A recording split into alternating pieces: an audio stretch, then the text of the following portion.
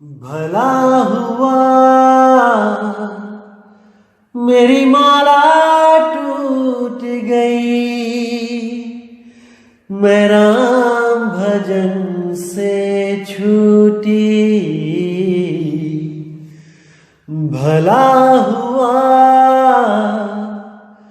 मेरी माला टूट गई, मैं राम भजन से छूटी।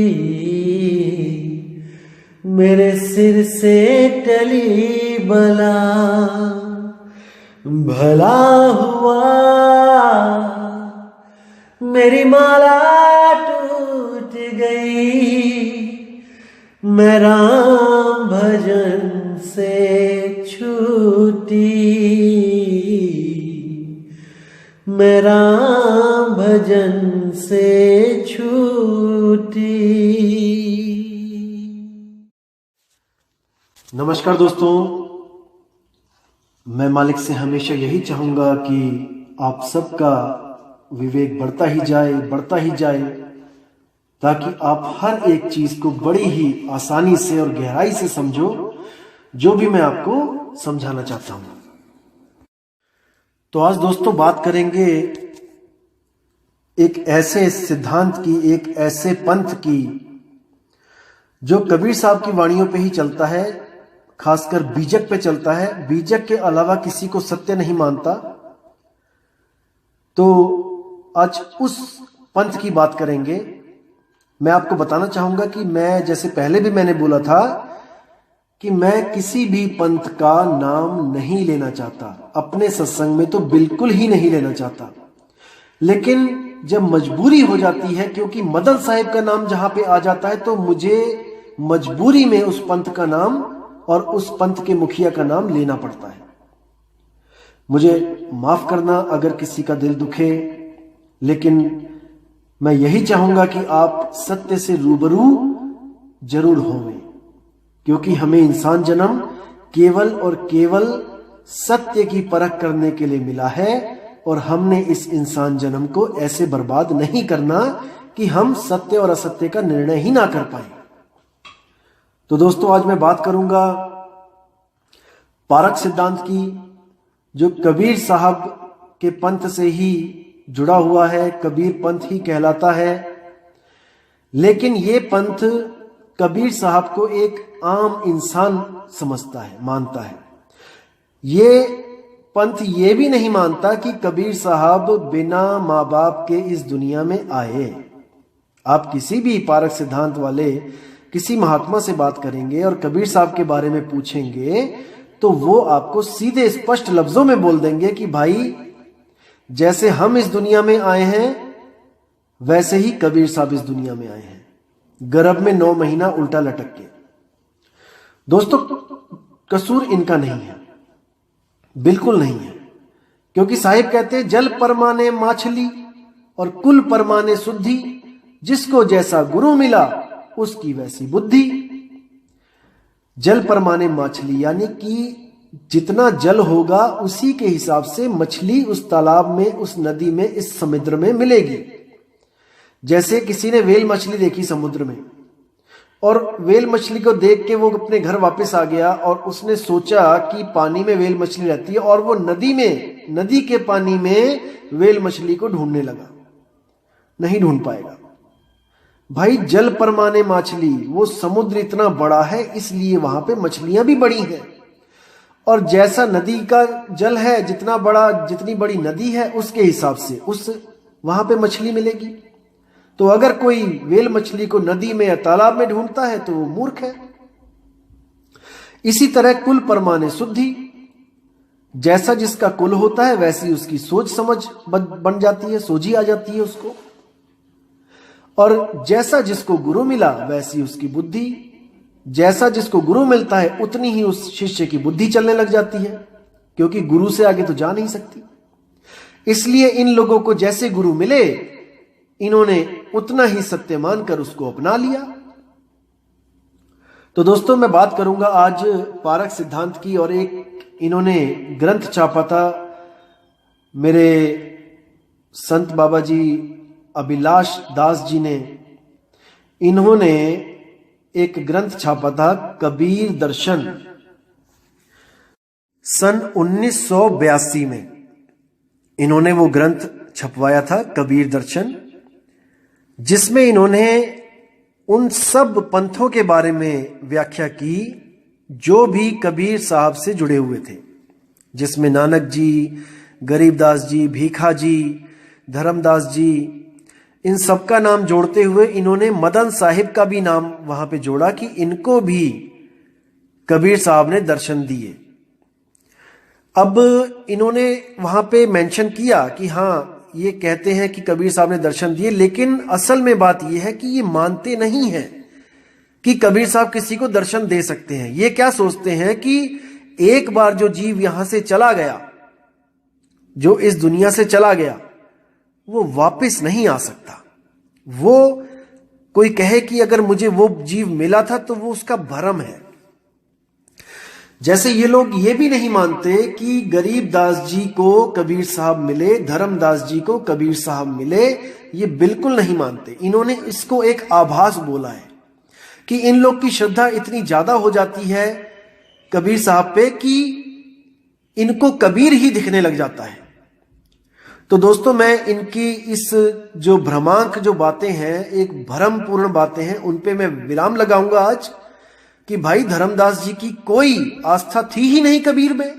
आप धर्मदास जी का इतिहास उठा के देखो, वहां पे उन्होंने मूर्ति पूजा मेंशन किया है कि मैं तो मूर्ति पूजा करता था, ठाकुर जी की पूजा करता था, कृष्ण जी की पूजा करता था। कबीर साहब से तो उनका कोई मेल था ही नहीं।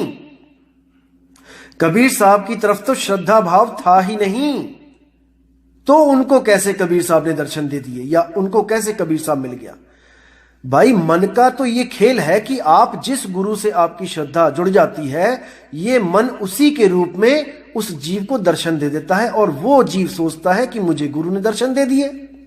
लेकिन धर्मदास जी तो कबीर साहब के साथ कोई उनका मेल ही नहीं था, वो तो उनको जानते तक नहीं थे। धर्मदास जी तो दुकानदारी करते थे और अपना लकड़ियां जला के हवन करते थे, पूजा करते थे बांके बिहारी की।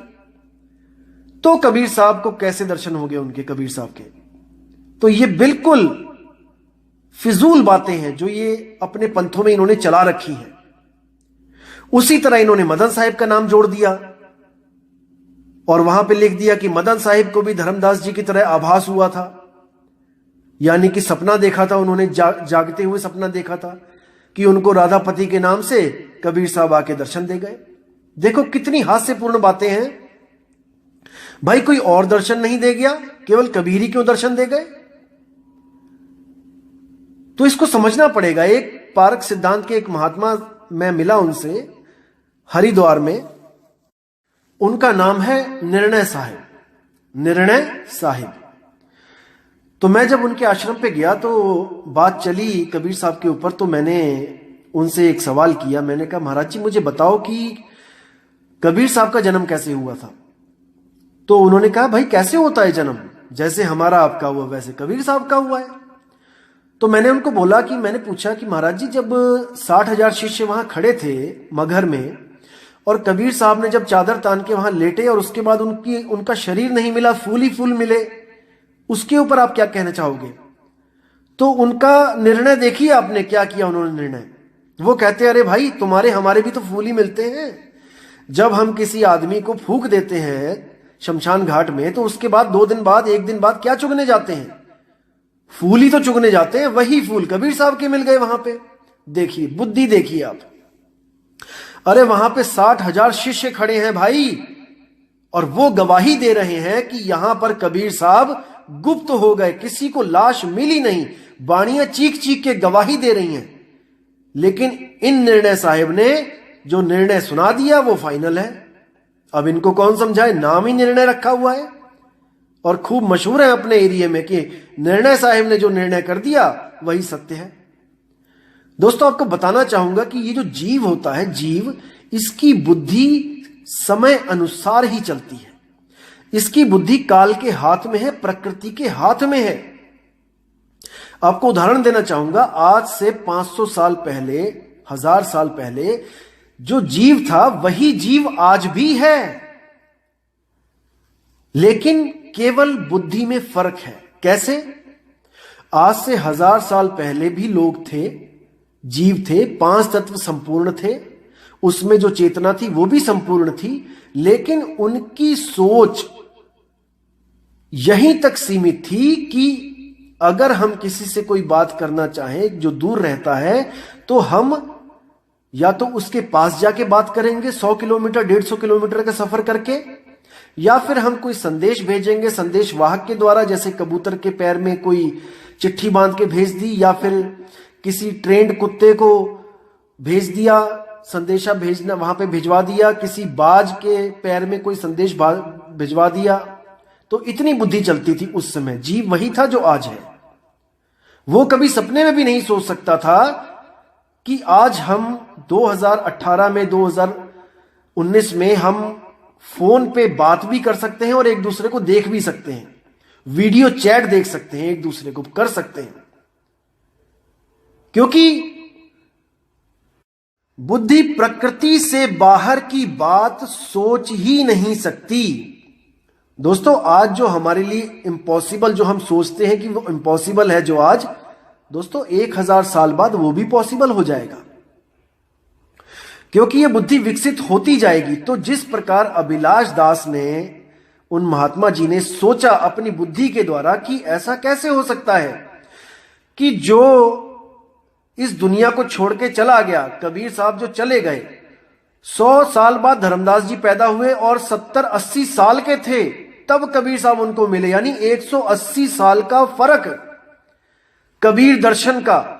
जो कबीर साहब जा चुके हैं और वापस आ रहे हैं लगभग 170-80 साल बाद, कैसे कबीर साहब आ सकते हैं? ये बुद्धि उनकी इतनी नहीं चली जो इस बात को हजम कर सके। तो उन्होंने इसको झूठ बोल दिया कि ये झूठ है। बिल्कुल उसी प्रकार का झूठ है जिस प्रकार का झूठ 1000 साल पहले का आदमी सोच के बैठा था कि हम लोग एक दूसरे को किसी प्लास्टिक के डब्बे में, जिसको आज मोबाइल कहते हैं, नहीं देख सकते। आज की बातें उस जीव के लिए झूठ थीं, लेकिन अगर वही जीव आज आके देखे तो वो अपने उस झूठ पे शोक करेगा, रोएगा, पछताएगा और ये मानेगा कि मेरी बुद्धि इतनी काम नहीं कर सकती थी उस समय में जितनी बुद्धि आज काम कर रही है। इसी प्रकार अगर अभिलाष दास साहिब को सत्य का बोध हो जाए तो आज वो उसी तरह पछताएंगे जैसे वो 1000 साल पुराना मनुष्य पछता रहा था। खुद भी भ्रमित हो गया था, हजारों को भ्रमित कर दिया था कि ऐसा कभी नहीं हो सकता। लेकिन उनमें से भी एक जीव ऐसा था जो बाकियों से अलग सोचता था और उसने ही ये आविष्कार करके सबके सामने रख दिया। मान के चलो 1000 लोगों ने कहा कि नहीं, तो उस एक आदमी ने 1000 लोगों को गलत साबित कर दिया। इसी तरह अभिलाष साहिब ने अपनी बुद्धि के द्वारा उस सत्य को डिनाई कर दिया, मना कर दिया, मानने से इनकार कर दिया और उनसे आगे जो शिष्य हुए वो गुरु के अधीन उस सत्य को समझ ही ना पाए, क्योंकि जैसा जिसको गुरु मिला वैसी उसकी बुद्धि। आज आप पारक सिद्धांत के किसी भी महात्मा से बात करोगे कबीर साहब के बारे में तो वो है तो कबीरपंथी ही, वेशभूषा कबीरपंथी की पहनेगा, लेकिन कबीर साहब को भी एक सिरे से खारिज कर देगा कि वो परमात्मा नहीं है, वो आपके और मेरी तरह ही एक जीव थे। अरे अगर वही जीव थे तो आप उनकी वाणी क्यों लेके चलते हो कबीर बीजक? आप अपनी वाणी लो, आप भी तो एक जीव हो। आप अपनी वाणी उठाओ, कबीर बीजक को खारिज कर दो एक सिरे से। खारिज तो आपने कर ही दिया है। कबीर बीजक की जो साखी 1 से लेके 7 तक है, वो बुढ़ानपुर गद्दी पे मैंने एक किताब थी, एक बीजक की किताब छपी थी जिसपे लिखा था कि 1 से लेके 7 की वाणी जो है वो मनमुख वाणी है, वो गुरुमुख वाणी नहीं है। देखो वाणियां तक बांट दी इन्होंने कि ये मनमुख है, ये गुरुमुख है, ये मायामुख है, ये गुरुमुख है। यानी कि जो तुम्हें समझ नहीं आई, जिसका भेद तुम्हें नहीं पता है, वो तुमने बना दिया मनमुख वाणी, और जो तुम्हें समझ में आ गई वो बना दी तुमने गुरुमुख वाणी। अरे भाई, अगर 1 से लेकर 7 तक मनमुख वाणी है तो अगली बार जो आप बीजक छापोगे, मनमुख वाणी को निकाल दो, असार को निकाल दो। परख किस चीज की कर रहे हो आप? आंख देख के मक्खी कोई नहीं निगलता। अगर आपको पता लग गया है कि 7 वाणियां ये मनमुख वाणियां हैं, आप इसको बीजक से हटा दो।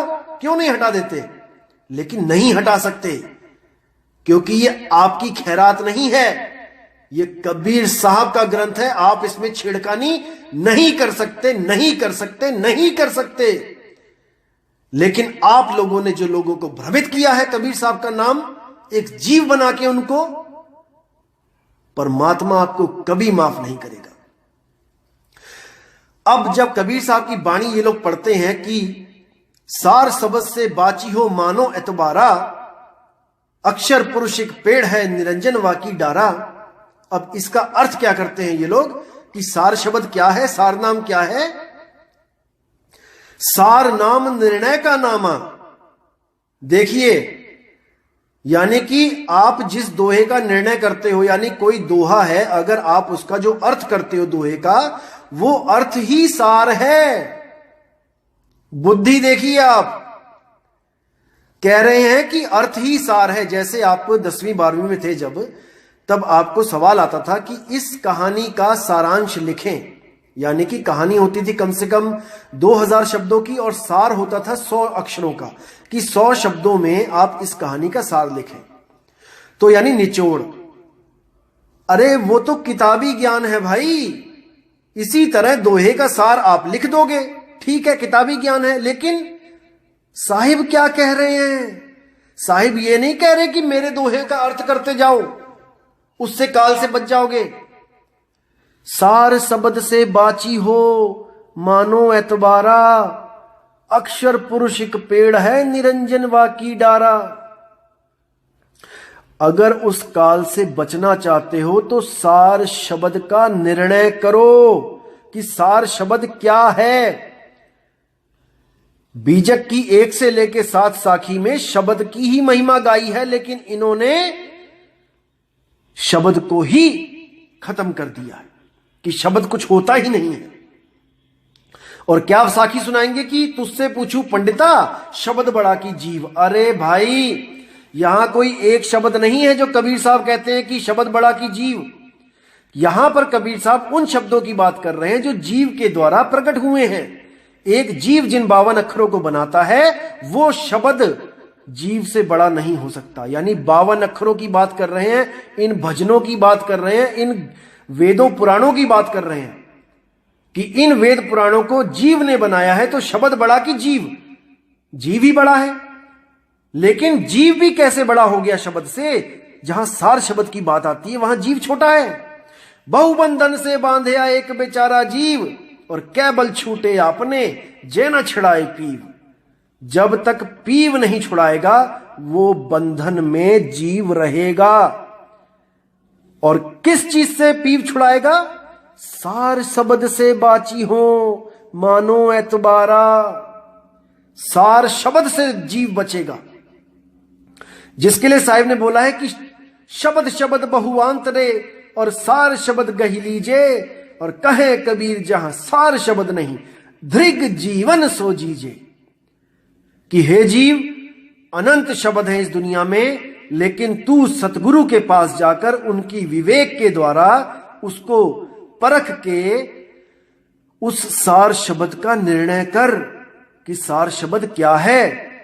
केवल सतगुरु ही तुझे सार शब्द दे सकते हैं, उसका लखाव कर सकते हैं, और बाकी जितने भी असार शब्द हैं उनको वो छुड़वा सकते हैं।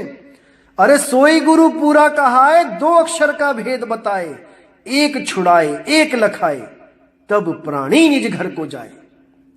तो ऐसा गुरु ढूंढ जो तुझे सार शब्द और असार शब्द में भेद बता दे। अरे सार शब्द एक वस्तु है सौदाकर भाई। सार शब्द एक वस्तु है, जिस वस्तु को प्राप्त करके आप काल से बच सकते हो, वरना काल के मुंह में जाना ही पड़ेगा। वस्तु कहीं ढूंढे कहीं कैसे लागे हाथ, और गुप्त वस्तु तब मिले भेदी लीजिए साथ। वो भेदी गुरु जब मिलेगा उस गुप्त वस्तु का लखाव करेगा जो स्वयं आप हो, जो आप ही हो। केवल अपने स्वरूप को भूलने के कारण आप जन्म मरण में फंसे पड़े हो। जिस दिन आपने अपने स्वरूप को जान लिया, उस वस्तु को जान लिया, आप मुक्त हो जाओगे। तो मीराबाई भी कहती है, वस्तु अमोलक दी मेरे सतगुरु और कृपा करे अपनायो, पायो में राम रतन धन पायो। यहां पे कई लोग राम रतन बोलते हैं, कई नाम रतन बोलते हैं, इससे कोई फर्क नहीं पड़ता। बात है रतन की, यानी एक वस्तु है रतन। जैसे आप हीरा लेने जाओ बाजार में तो आपको कोई भी जो जौहरी है वो नाम नहीं देगा जपने के लिए, वो आपको हीरा वस्तु देगा जिसको लेके आप अपने घर जाओगे और आप उसको बार बार दर्शन करोगे उसका, और आप मन ही मन प्रसन्न होगे कि वस्तु अमोलक दी मेरे जौहरी, मेरे जौहरी ने अमोल वस्तु दे दी है। अगर जौहरी वस्तु ना दे के आपको वस्तु का नाम दे दे कि जाओ घर में हीरा हीरा जपना 2.5 घंटे सुबह 2.5 घंटे शाम को, तो क्या आपको हीरा मिल जाएगा? कभी नहीं। अरे धन धन कहे जो धनिया होए, तो निर्धनिया रहे ना कोई। समझो इस बात को,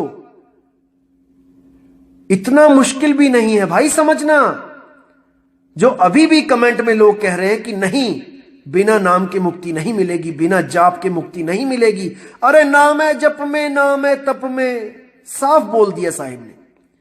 नहीं समझ में आ रहा तो आपकी विवेक शक्ति कम है, इसको बढ़ाओ, झगड़ा मत करो। तो दोस्तों मैं बताना चाहूंगा आपको कि बिन पारख के बने पारखी, पारख तो किया ही नहीं। पारख तो वस्तु का होता है, वस्तु को मानते नहीं तो पारख किस चीज का किया? भाई दो वस्तुओं में नकली को छोड़ के असली को पकड़ना ही पारख कहलाता है, परख कहलाता है। वस्तु तो मानते नहीं कि कोई वस्तु है, शब्द को तो डिनाई करते हो कि शब्द नाम की कोई चीज नहीं है, तो परख किसकी कर रहे हो?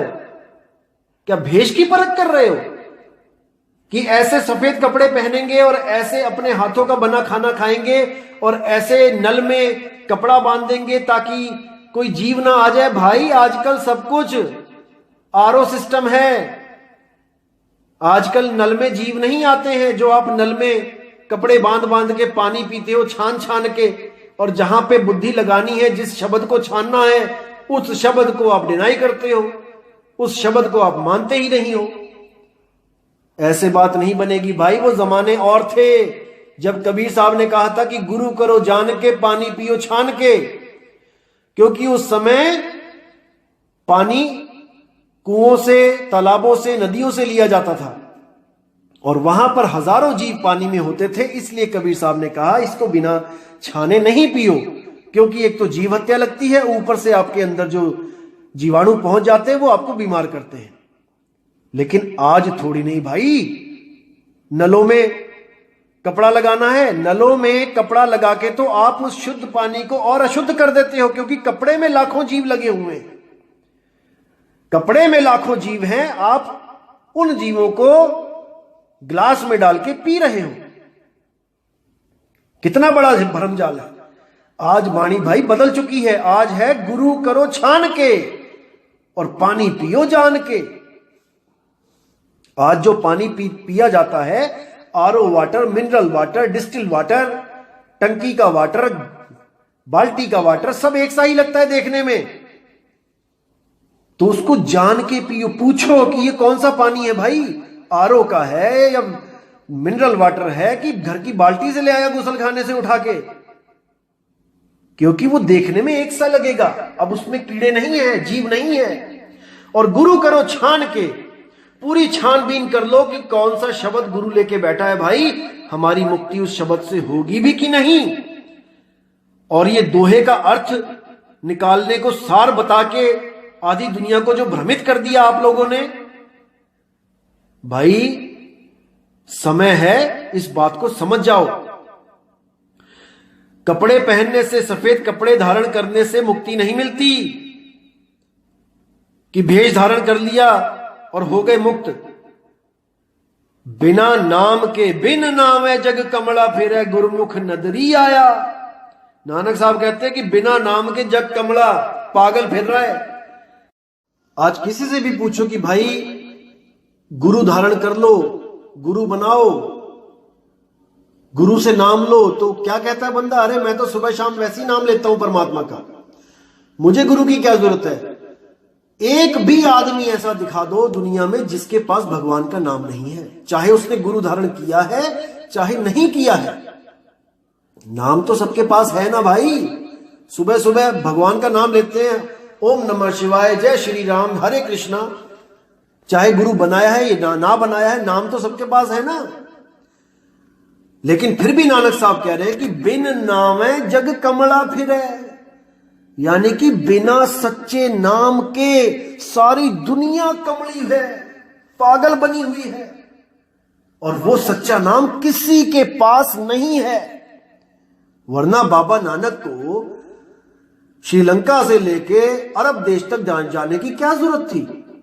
ओम भी शुरू से चल रहा था, हरे कृष्ण हरे राम भी शुरू से चल रहा था, अल्लाहु अकबर भी चल रहा था, सब कुछ चल रहा था। फिर कौन सा नाम देने चले गए बाबा नानक वहां पे? वाहेगुरु? क्या वाहेगुरु की कमी रह गई थी क्या? कि सब नाम थे इस दुनिया में, बस एक वाहेगुरु नहीं था, तो वाहेगुरु बांटते चले गए आगे तक। इतने नाम मुक्त नहीं कर पाए जीव को। एक नाम की कमी थी, वाहेगुरु की। वाहेगुरु जपेंगे तो मुक्त हो जाएंगे। अरे मेरे भाई, वो नाम लिखने, बोलने, पढ़ने में नहीं आता है जिस नाम की बाबा नानक बात करते हैं। अखा वाजो वेखना बिन कन्ना सुनना, और पैरा वाजो चलना बिन हथा करना। बिना आंखों के वो दिखाई देता है, सुरती के द्वारा। कबीर साहब कहते हैं, सुरत से देख ले वह देश, और देखत देखत दीखन लागे, मिट जाए सकल अंदेश, सूरत से देख ले वह देश। अब यहां देखने का मतलब यह नहीं कि वो दिखाई देगा कुछ, इसमें भी गुप्त भेद है। अज्ञानी जीव इसको भी पढ़ के कहेगा कि देखो लिखा है, कि दिखेगा वहां पे, सतलोक दिखेगा। नहीं मेरे भाई, जो दिखे सो माया संतो। कुछ भी अगर आप देखते हो वो असल नहीं है, क्योंकि असल चीज आप हो। आप हो अमर अजर अविनाशी, असली चीज। और जो भी आप देख रहे हो वो माया ही है।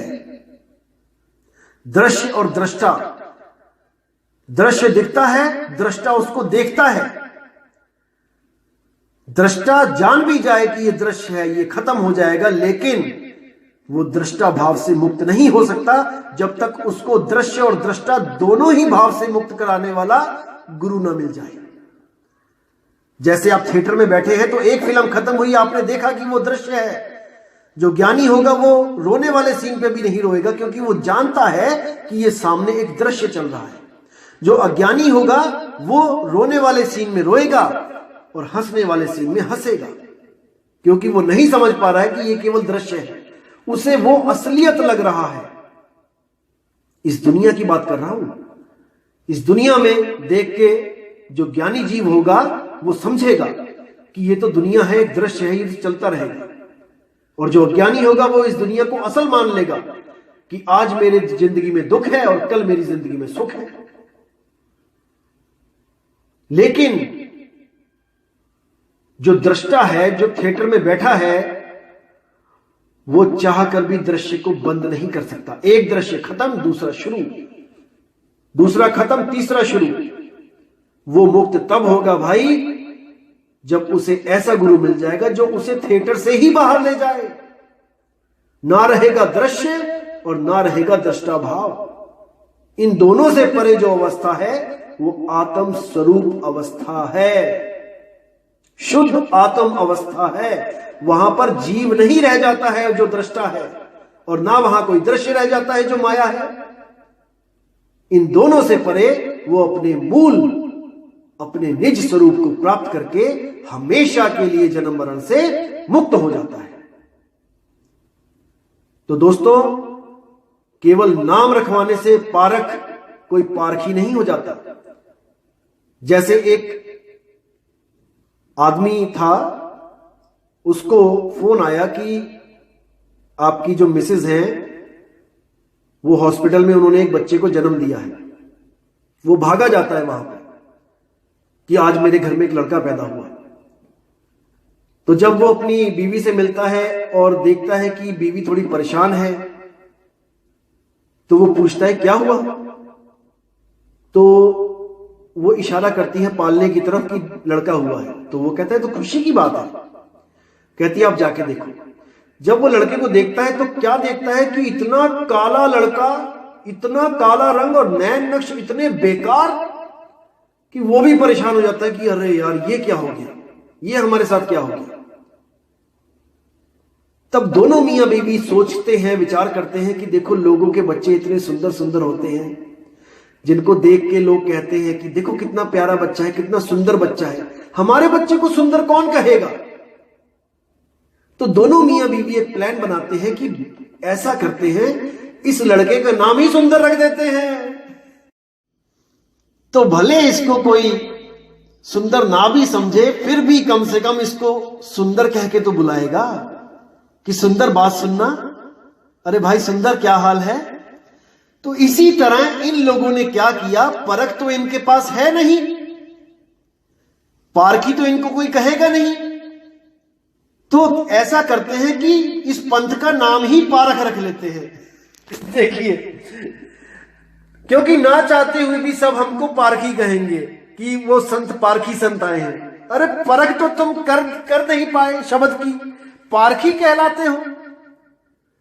तुम्हारा हाल उसी सुंदर बच्चे की तरह है जो असल में सुंदर नहीं है।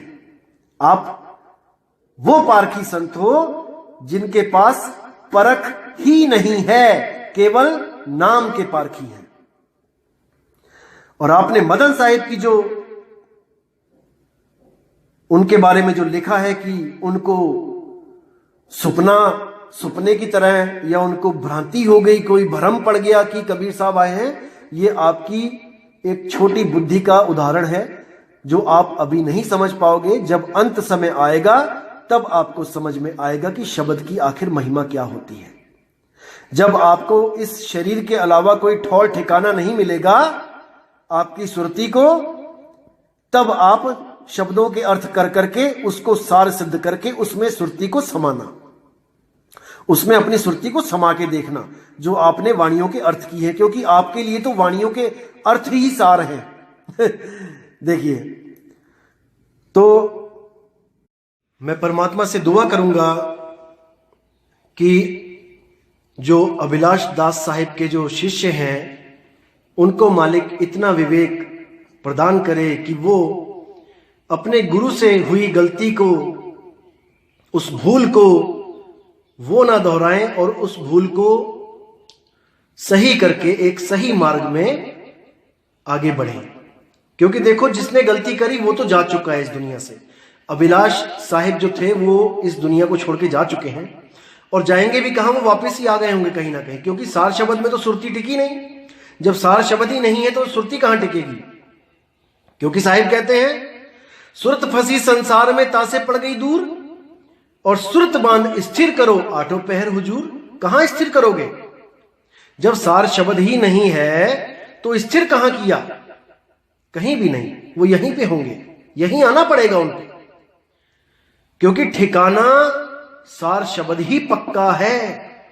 यह देह तो कच्चा ठिकाना है। इस कच्चे ठिकाने को छोड़ के पक्के ठिकाने पे पहुंचना है सुरती को, तब मुक्ति मिलेगी भाई। वरना जुबानी खर्ची है ये कि हम पारखी बन गए हैं। एक अबोहर मलोट के पास एक पारखी कहलाते हैं, वहां पे एक साधु, उनका आश्रम है। तो मैं भ्रमण करता करता वहां पहुंचा एक बार, तो वहां पर सत्संग था उस दिन, तो मैं भी वहां पे गया। मुझे भी कुछ प्रेमी भक्तों ने इनवाइट किया कि आप आइए सत्संग में। चला गया मैं। तो वहां पे सत्संग हुआ और बात चली कि मुक्ति कैसे मिलेगी। तो वहां पे एक महात्मा जी हैं, नाम नहीं लूंगा मैं उनका, तो उन्होंने बोला कि चेतन, जो जड़ और चेतन होता है, उसमें जो चेतन है उसी को समझना है कि चेतन इस जड़ में फंसा हुआ है और इन जड़ को ही चेतन पूज रहा है। इन जड़ को पूजना छोड़ दे तो वो चेतन स्वयं ही मुक्त है। तो मैंने उनसे पूछा कि भाई जड़ को पूजना छोड़ दे, ठीक है, ये ज्ञान तो किताबों में भी हम लिख सकते हैं कि भाई जड़ चीजों को पूजना छोड़ दो और आप तो चेतन हो ही, आप मुक्त हो गए। क्योंकि वो बोले कि मुक्त हमने जड़ पदार्थों से होना है, जड़ जगत से मुक्त होना है, चेतन तो हम स्वयं हैं ही। यानी कि चेतन ने जड़ को पकड़ रखा है, जड़ की पूजा कर रहा है, इसलिए वो बंधन में है। जब गुरु मिलता है तो चेतन का लखाव कराता है कि हां भाई तू चेतन है और तूने जड़ की पूजा कर रहा है, इसलिए तू बंधन में है, जड़ को छोड़ दे। तो मैंने उनको पूछा कि भाई अगर केवल जड़ को छोड़ने से चेतन मुक्त हो जाता है तो ये बात तो हम केवल किताबों में भी लिख सकते हैं, हम अपने ग्रंथों में लिख सकते हैं कि जड़ चीजों को छोड़ दो, पूजा पाठ करना छोड़ दो, आप स्वयं चेतन हो, आप मुक्त हो जाओगे। तो इतना पढ़ के तो कोई बेवकूफ भी समझ जाएगा कि क्या लिखा है, कि जड़ को छोड़ना है और जड़ वस्तु वहां पे मेंशन कर देंगे कि ये चीज जड़ होती है। भाई मूर्ति पूजा, मंत्र पूजा, तीर्थ व्रत, ये सब जड़ है, जड़ वस्तुएं हैं। तो अगर हम किताब में लिख दें कि जड़ वस्तुओं को छोड़ के आप स्वयं चेतन हो और आप मुक्त हो जाओगे, तो एक आदमी जो आम आदमी है उसने ये पढ़ लिया, उसको ज्ञान हो गया, तो अब वो गुरु क्यों बनाएगा, आपको वो गुरु क्यों धारण करेगा अगर उसने वो ज्ञान किताब से ही प्राप्त कर लिया जो गुरु देगा। तो वो बोले कि हां अगर किताब से भी पता लगता है तो कोई बात नहीं, गुरु बनाने की जरूरत नहीं है, आप बिना गुरु के भी मुक्त हो जाओगे, क्योंकि गुरु भी वही बता रहा है जो किताब में लिखा है। वाह। तो पूरी रात बहस हुई इसी बात पे, पूरी रात इसी पे ज्ञान चर्चा चली कि मैंने किताब में पढ़ लिया कि डूबने से बचना है तो तैरना सीखना पड़ेगा, तैर के डूबने से बचा जा सकता है, मुझे ज्ञान हो गया। अब कोई भी मुझे पूछेगा कि भाई बचा कैसे जाएगा डूबने से, तो मैं क्या बोलूंगा कि तैरने से, मुझे ज्ञान है, मैं ज्ञानी हो गया हूं, मुझे पता चल चुका है कि तैर के ही डूबने से बचा जा सकता है। लेकिन भाई मुझे ज्ञान किताबी हुआ है, मुझे केवल यह पता लगा है कि तैरने से हम, अगर हमें तैरना आता है तो हम डूबने से बच सकते हैं, लेकिन हमें इतना पढ़ के, इतना ज्ञान लेके तैरना नहीं आ गया, उसके लिए हमें गुरु धारण करना ही पड़ेगा जो हमें एक विधि देगा, और तब हम उस विधि को जब अपनाएंगे तब हम इस जन्म मरण से मुक्त होंगे। तो इतनी सी बात उन महात्मा के दिमाग में नहीं गई, पूरी रात बहस करते रहे कि नहीं ऐसा नहीं है, ऐसा नहीं है। एक बच्चा भी समझ सकता है इस बात को, एक छोटा सा बच्चा, नादान बच्चा भी समझ सकता है, और ये इतनी सी बात को नहीं समझ पा रहे हैं और पारखी कहला रहे हैं कि हम पारखी संत हैं। तो कितने बड़े भ्रम में ये खुद फंसे हैं और इतने जीवों को उलझा रहे हैं। तो मैं इन लोगों से यही विनती करूंगा कि भाई अभी समय है, अभी कुछ नहीं बिगड़ा है, गलती इंसान से ही होती है, लेकिन असली इंसान वो होता है जो अपनी गलतियों को सुधार लेता है। अभी आपके पास समय है, आप दोबारा बीजक पे विचार करो और उस सार शब्द को समझो उस सार शब्द को, जिसके लिए बाबा नानक कहते हैं तेरा एक नाम तारे संसार, मैं एहो आस एहो आधार, नानक नीच कहे विचार, और धानक रूप रहा करतार। वो एक नाम जब मिल जाता है तो सारा संसार उस एक नाम से पार हो सकता है। एक नाम की महिमा है। लेकिन यहां पर अज्ञानियों ने 5 नाम, 7 नाम, 10 नाम, अनंत नाम, पता नहीं कितने नाम इस दुनिया में बना दिए और हर जीव को उसमें उलझा दिया। तो नानक साहब कहते हैं, जे तू पढ़िया पंडित बिंदो आखर दो नामा, और प्रणवत नानक एक लंगाए और जे कर सच समावा।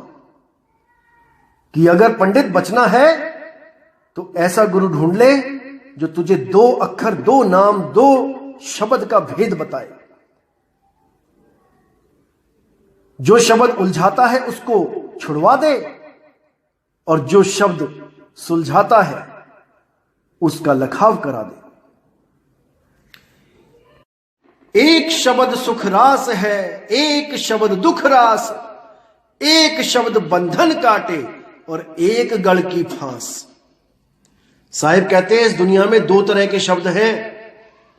एक वो है जो सच्चा सुख देते हैं, और एक वो है जो सच्चा दुख देते हैं। दुख देने वाले बंधन कारक शब्द को छुड़वा दे और उस सत्य शब्द का, सच्चे नाम का, सत्य नाम का लखाव करा दे। वही गुरु आपको पार कर सकता है, अन्यथा हर गुरु आपको 52 के जाल में उलझा देगा। कंठी का जाप कर लो, भोजन का जाप कर लो, नहाने का जाप कर लो, धोने का जाप कर लो, दुनिया भर के मंत्र पकड़ा देगा। नहाते वक्त ये गाना है, खाते वक्त ये गाना है। भाई, ये मंत्र तंत्र हमने ही बनाए हैं, एक इंसान ने बनाए हैं, वो भी केवल दुनियादारी को इजी करने के लिए, ना कि इन मंत्रों तंत्रों से कोई परमात्मा की प्राप्ति होती है, कभी नहीं। तो कबीर साहब, जिनको आप एक आम जीव समझते हो, वो आम जीव नहीं है भाई। वो कुछ और चीज है जो आपकी बुद्धि से परे की बात है। उस चीज को जानने के लिए आपको एक भेदी सतगुरु, उसकी जरूरत है। तो साहिब क्या कहते हैं गुरु ग्रंथ साहब में, गंगा की लहर मेरी टूटी जंजीर और मृग छाला पे बैठे कबीर। कहे कबीर कोई संग न साथ, जल थल राखन है रघुनाथ।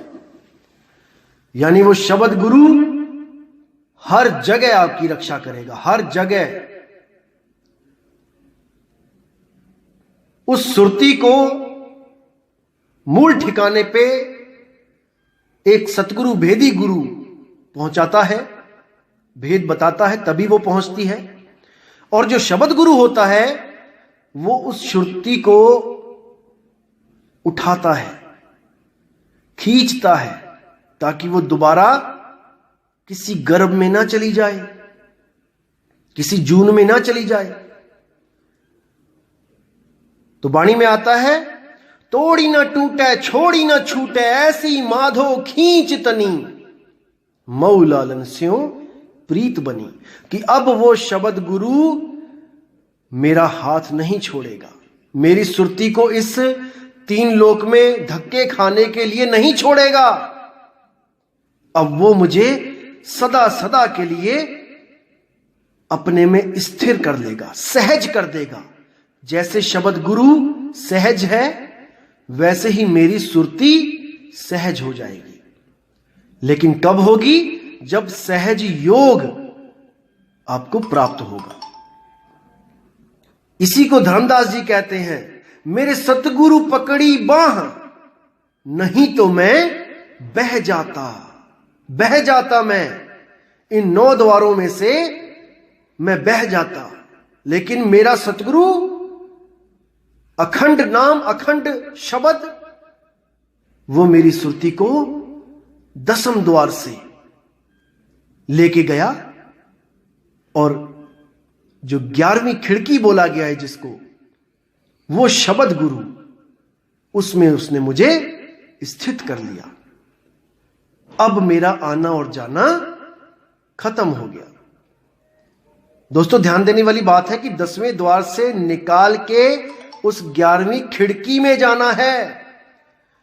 जो योगी हैं वो भी 10वें द्वार से ही निकलते हैं, लेकिन उनके निकलने और हमारे निकलने में जमीन आसमान का अंतर होता है। ये जब भेद मिलता है सतगुरु का, तब पता लगता है कि एक योगी से, जो हठ योगी है, जो प्राण योगी है, जो राज योगी है, उनसे एक सहज योगी कैसे अलग है। जब भेद मिलता है और पूरी विधि बताई जाती है, तब समझ में आता है कि माजरा है क्या, गलती हो कहां रही है। तो इसको दोस्तों समझना है और अपनी विवेक की तलवारें ऐसी तीखी कर लो कि अज्ञान को काटते चले जाओ। मैं हमेशा यही अरदास करूंगा। तो अब मैं आपसे आज्ञा चाहूंगा और मालिक से अरदास करूंगा कि मेरे जितने भाई हैं जो इस पारक सिद्धांत में अभी जुड़े हुए हैं, जिनके पास अभी समय है, वो विचार करें, सार शब्द की वाणियों को समझें, उसके महत्व को जानें और एक ऐसा भेदी गुरु ढूंढें जो सार शब्द को भली भांति जानता है। तो दोस्तों विदा चाहूंगा मैं। जय गुरु बंदी छोड़ वैराग साहिब, जय गुरु बंदी छोड़ मदन साहिब, जय जय गुरु बंदी छोड़ सतगुरु सत्य कबीर साहिब की सदा ही जय हो। साहिब बंदगी सतनाम।